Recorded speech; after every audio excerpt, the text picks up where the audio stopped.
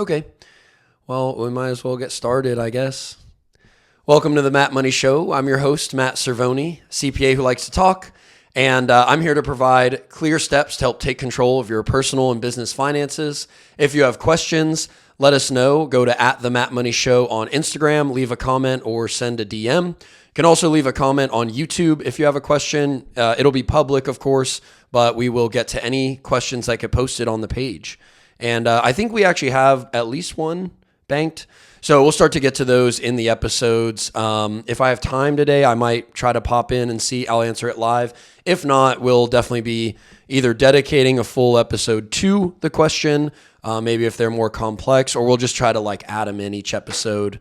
But today I want you to imagine it's football season. Everyone's watching college football, NFL. We just survived the blackout, ESPN blackout on YouTube TV. So it's very nice to have everything back to normal. And it just got me thinking, imagine a world where scoreboard operators were really spotty and they weren't accurate. So you might be watching your favorite football team and they're clearly winning the game. Based on what you can see on the TV, but the scoreboard is showing you a different result, showing you that they're losing the game. And this would just be wildly frustrating. You'd be like, what is going on? I'm seeing us dominate here and the score shows the other way around. Or maybe I guess this would be a little bit better of a scenario, but imagine your team shows they're winning, but they're playing horrible. They're throwing interceptions, fumbles. And you're like, how are we winning this game? The scoreboard makes no sense. And unfortunately, that's what a lot of people have when it comes to figuring out their money situation. We have a certain feeling about our money, and then it doesn't necessarily match what we're looking at on maybe our budget tracker, or maybe we don't have any sort of budget tracker. So our bank account just seems to be shrinking every month. We're just something's not adding up here. My feelings are not matching what I'm seeing. And this is true in business as well. If you have a bad bookkeeper or you do bookkeeping DIY and you just don't have the skill set or you don't have the time to really do this correctly, things can get out of hand very quick. And so I want you to just think about that. Obviously, that would be frustrating in the sports sense.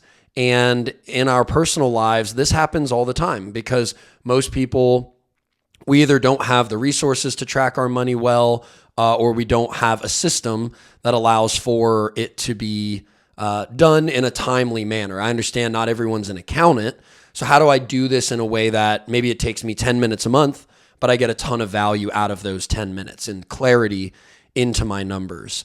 So I just wanted to highlight a couple things here that really are benefits to creating the habit, or in some cases, hiring this out and getting that clarity into your financial situation so that way you can make better decisions and you compare how you're feeling in real life to what the scoreboard is showing you. So in the personal budgeting sense, if you can develop a system, whether it's following Matt Money system or maybe just creating time for yourself where you do go through a budgeting app once or twice a month, get an idea for where your transactions need to be categorized, and then kind of paints a picture like a scoreboard of, okay, I made this much, I spent this much in these categories. This is really going to help you with financial decision making. It's funny to me, sometimes I see people that are, face to face, I'm real serious about getting wealthy. I want to be able to buy nice things, have nice things. I want to be able to retire early, but they don't do any of the work underneath the hood in order to contribute to that goal. They just talk about it. Or maybe they look at fancy strategies on Instagram reels or whatever, instead of just doing the basics to see where they're at and make better decisions going forward. So that's the first big benefit to actually having a scoreboard. And you see this in sports as well.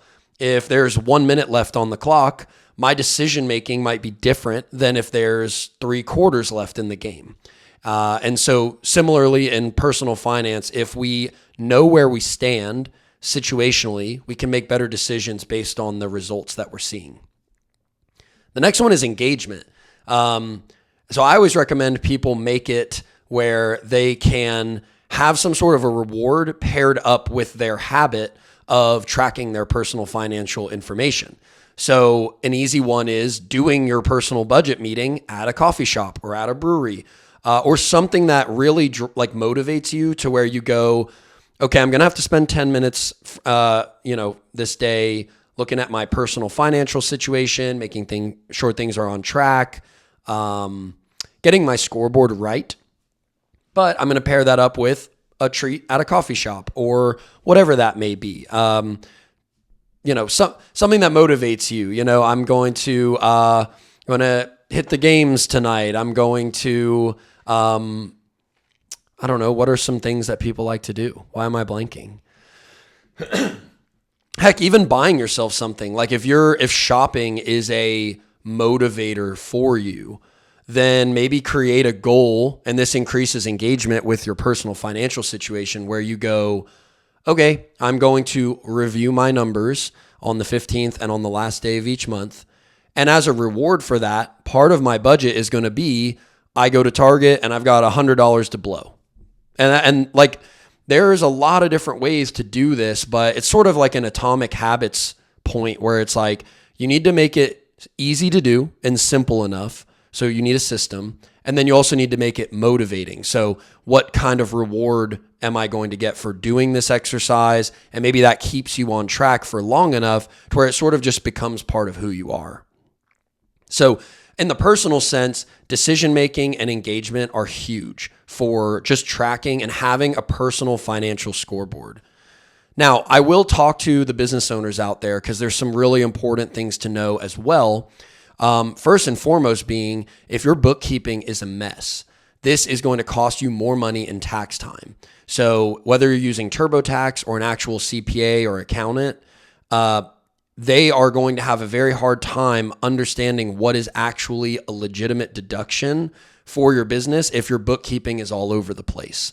So you want a good scoreboard so that the accountant or the AI in TurboTax can advise you on how much money you should actually be paying in taxes.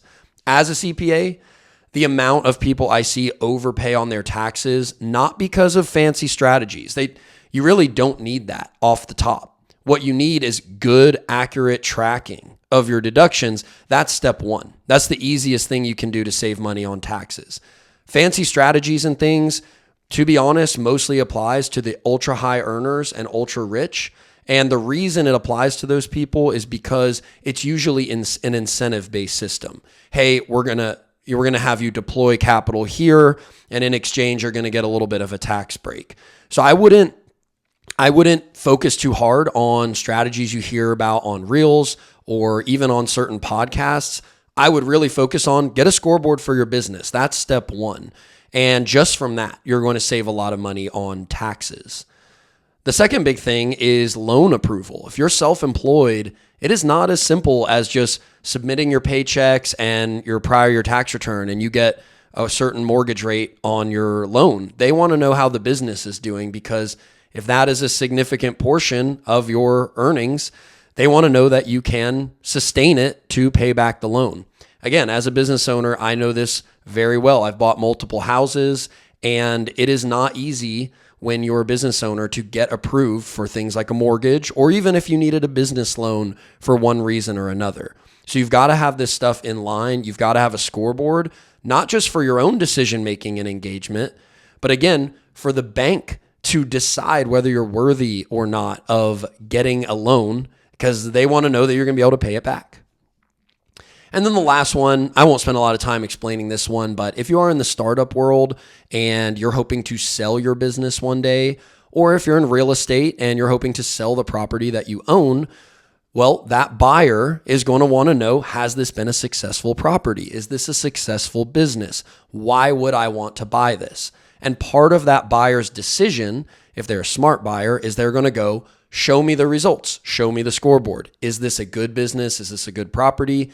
If so, I'm willing to pay more in order to acquire it. So valuation is a big piece of having the scoreboard as well. But it all boils down to, realistically, just put it towards something that you're more familiar with, whether that's sports or video games or board games. We always keep track, like who's winning, who's losing, and that drives decision making. It makes the game more fun. So in a similar vein, we should be doing that with our personal finance. We need to have a simple, doesn't need to be overkill, but effective scoreboard to keep us driving forward and achieving our goals. And again, if personal finance is not an interest of yours, if becoming wealthy or financially independent is not an interest of yours, yeah, this will be harder. But for all of you out there that is a goal, or you say to people that is a goal, we need to have this in play so that way we can make better decisions going forward. Ultimately, that is what it boils down to. Now I'm going to do a little teaser here because I want to hear from you all, and we do the action item every week. We're going to be reviewing budgeting apps and posting the results, pros and cons with each one. So a few that are going to definitely be covered is Monarch, Every Dollar, or Copilot. Monarch, Every Dollar, and Copilot for sure. But I'm looking for at least 2 more. So if you have a budgeting app that you either currently use and you want to get my thoughts on it, or that you're considering, and again, you want to hear what's the pros and cons compared to these other apps, let me know in the comments because we are going to be reviewing those and posting it right around the new year. So if you're, hey, 2026, my New Year's resolution is I want to get my personal finance in order, you'll have all the data you need to pick the right app. And of course, we'll do Map Money System as well. So have that free option compared to all the budgeting apps and all the information you need to set up a system and have a really successful financial 2026. I'll talk to you guys next week. If you have questions, let us know. And yeah, see you next Monday.